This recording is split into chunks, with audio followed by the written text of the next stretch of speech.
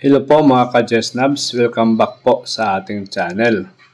Kumusta po kayo? Nakapag-submit na ba kayo ng inyong documents for reclassification?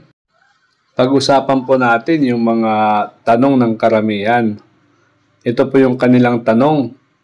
Kung bagong promote lang, pwede ba akong magpa-reclass? Ang sagot ko po dito ay opo.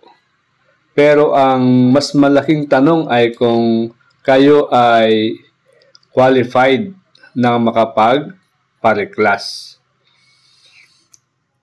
Yung talagang pinoproblema ng iba ay yung IPCRF. Kung pwede daw bang magamit yung nagamit ng IPCRF sa last promotion sa pag-pa-reclass ngayon. Well, opo, pwede pong magamit yung last 3 years.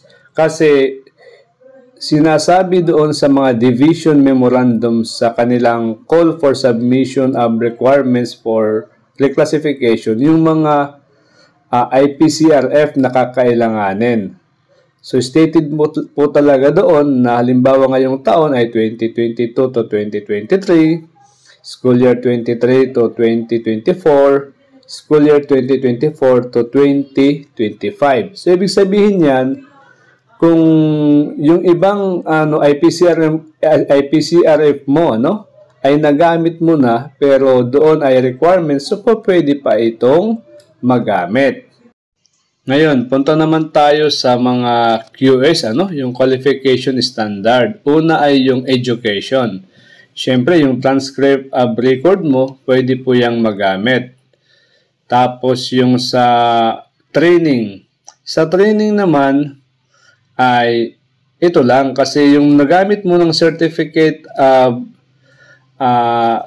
participation sa mga seminars ay hindi na pwedeng magamit sa susunod na promotion. Kasi yun pong nakalagay na hindi na ito po pwede, bali dyan po magiging problema mo kung wala ka pang mga trainings. So, ngayon naman ay yung sa experience. Yung experience naman ay hindi po yan nababawasan kasi bibilangin mo yan mula sa original na appointment mo or yung years na ikaw ay nagsimulang magturo. May ito man ay sa private or public school.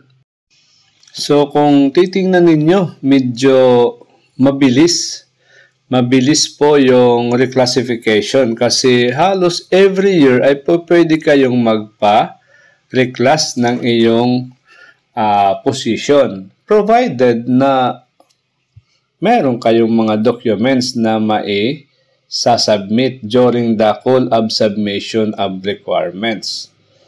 Kaya yung hindi mga nakapag-sumiti ngayon, ay nako, wag po kayong mag-alala. Meron pa pong next year, Pero medyo sayang nga lang yung next year.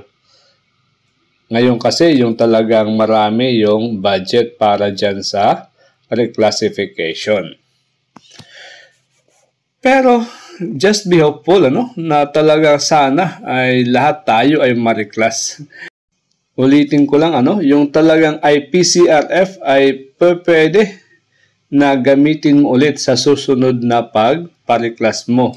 Siguro baka mabawasan lang iyan ng isang school year kasi abante yung 3 na IPCRF na magagamit mo. So guys, hanggang dito na lang. Thank you for having me. Bye-bye.